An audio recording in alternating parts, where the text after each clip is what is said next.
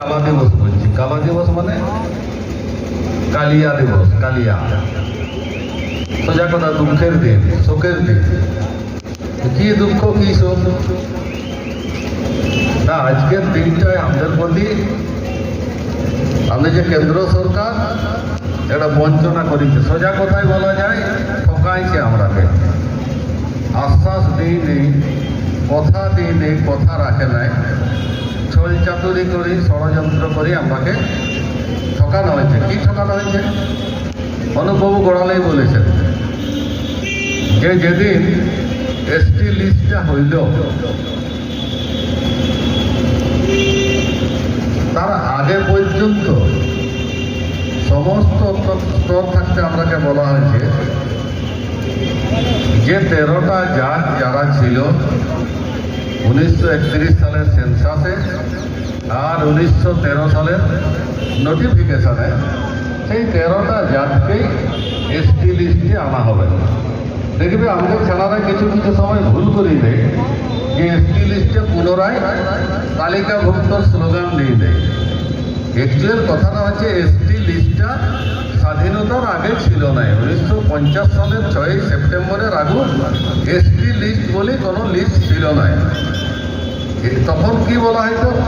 আর তখন আমাদেরকে বলা হয়তো, কখনো বলা হয়েছে ঝাড়ি কুর্মী, কখনো বলা হয়েছে এবরিজিনাল, কখনো বলা হয়েছে প্রিমিটিভ ট্রাইব, এরকম বিভিন্ন নাম দিচ্ছে। মোটামুটি শেষ কথা যেটা ছিল সেটা আমাকে ট্রাইব হিসাবে স্বীকৃতি দিয়েছিল বা ট্রাইব বলা হয়েছিল। আর সেইটাই 1950 সালের 6 সেপ্টেম্বর ওই ট্রাইবের জায়গায় টি এর জায়গায় একটা এস যোগ করি শিডিউল ট্রাইব এসটি লিস্টটা বনা হয়েছিল। তো এই প্রশ্নটা যে এইখানে যে আমাকে এই লিস্টটাই নিল নাই, এই জন্যে আমরা বলছি আজকের দিনটা আমাদের দুঃখের দিন, শোকের দিন। আজকে আমরা শপথ করছি যে আমরা ওই লিস্টে আমাদের নামটা অন্তর্ভুক্ত করি ছাড়বে, যার জন্যে আমরা প্রতিবাদ এবং জনসচেতনতা, জনমত তৈরি করার জন্য আজকের দিনটায় আমরা কালা দিবস কর্মসূচি নিয়েছি। এটা শুধু ঝাড়গ্রামে হয়েছে এমন নয়, এটি চারদিকে যত জায়গায়, ছটনাপুর এলাকায় যত জায়গায় কর্মী আছে, সে দিল্লি পর্যন্ত, দিল্লিতেও হয় আজকের দিনটা কালা দিবস পালন। সব জায়গার কর্মীরা আজকের এই দিনটা কালা দিবস হিসাবে পালন করে। তো আমি ছোট কথা একটু বলার চেষ্টা করছি যে আমাকে ওই ট্রাইবেল লিস্টে আনিয়েছিল কে আর এসটি লিস্টে বাদ দিল কে, কেনে আনিয়েছিল আর কেনে বাদ দিল, এটার একটা ইতিহাস আছে। সেইটা খুব ছোট্ট কথাই বলার চেষ্টা করছি। দেখো, দেশটা যখন আমাদের স্বাধীন হইল তার আগে কি ছিল? প্রায় 200 বছর ইংরেজরা, ব্রিটিশরা আমাদের এই দেশটাকে শাসন করেছিল এবং সেই ব্রিটিশরা আসিয়েছিল একটা লক্ষ্য নিয়েই আমাদের শোষণ করার জন্য। শোষণ মানে আমাদের যে সম্পদ, আমাদের যে অর্থ, এটাকে ওরা কৌশল করে নিয়ে নেবে, এইটাই ছিল এদের কায়দা। তো তখন তো আর এত শিল্প টিল্প ছিল না, কৃষিটাই ছিল মূল ব্যাপার। তো এই কৃষি থাকতে খাজনা আদায়ের নামে ওরা প্রথম আমাদের উপরে শোষণটা চাপাবার চেষ্টা করে। আর আমাদের লোকগুলা বলল মূলত কৃষিজীবী মানে জমির মালিক, আমাদের মানুষগুলা বাঁচিয়ে থাকতো চাষ জমি চাষ করে। তো সেই ব্রিটিশরা করলো কি, প্রথম যেটা করলো ওরা করলো কি নয়, জমির মালিকানা নিয়ে করে পরপর 2-3টা আইন আনলো। প্রথম কি আনলো? এক সালা বন্দোবস্ত, মানে জমিটা পাবে 1 বছরের জন্য এক লোককে বন্দোবস্ত। তারপর দেখা গেল সেই খাজনা আদায় করতে কিন্তু 1 বছর বাইরে গেছে। তখন দেখলো অনেক গন্ডগোল হয়েছে, পরের বছর যদি জমি অন্য লোকে নিলাম করে, তাই না? তখন করলো 5 বছরের বন্দোবস্ত, 5 সালা বন্দোবস্ত, তারপরে 10 সালা বন্দোবস্ত এবং শেষে চিরস্থায়ী বন্দোবস্ত। চিরস্থায়ী বন্দোবস্ত মানে জমি এক লোককে দিয়ে দিল, যে টাকা দিল। বাবুরা আসে গেল, বাবুরা এবারে জমি নিল, অর্থাৎ জমির মালিকানার পরিবর্তন হয়ে গেল। আর এই সময়কালের মধ্যে আমাদের এলাকায় কি হইল বলো দেখি? শিল্প স্থাপন হয়ে গেল। রেল লাইনে চলে গেল, এই যে ঝাড়গ্রাম দিকে টাটার দিকে রেল লাইন চলে গেল। তাহলে আমাদের জমিগুলা এক তো বাবুরা নিয়ে নিল, কলকাতার বাবুরা নিয়ে নিল, বড় বড় জমিদাররা।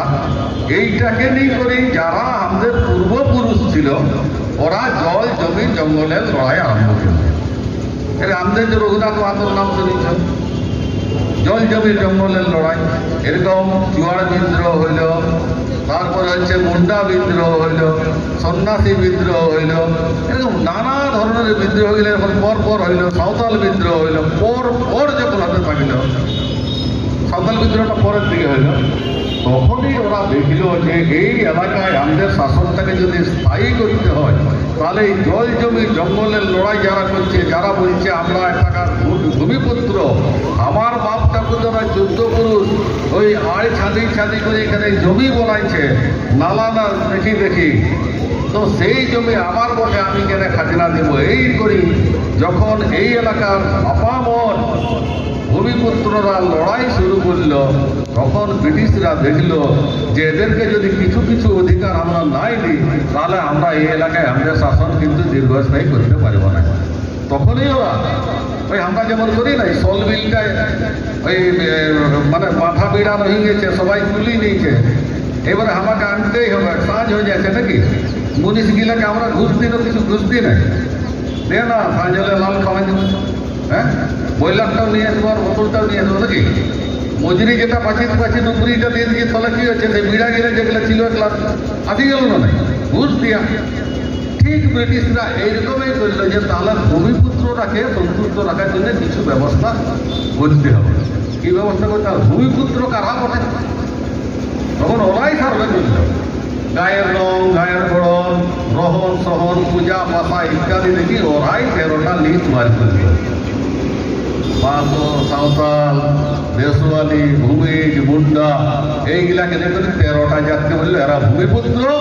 আর আমরাকে একটা দিয়ে দিল কি, আমাদের যে জল জমি জঙ্গলে লড়াই করিল, আমরাকে একটা আবার সিএনটি অ্যাক্টও দিয়ে দিল। আমরা এখনো লড়াই করছি সিএনটি অ্যাক্টের জন্য, কি না আমাদের জমি আর কেউ নিতে পারে না।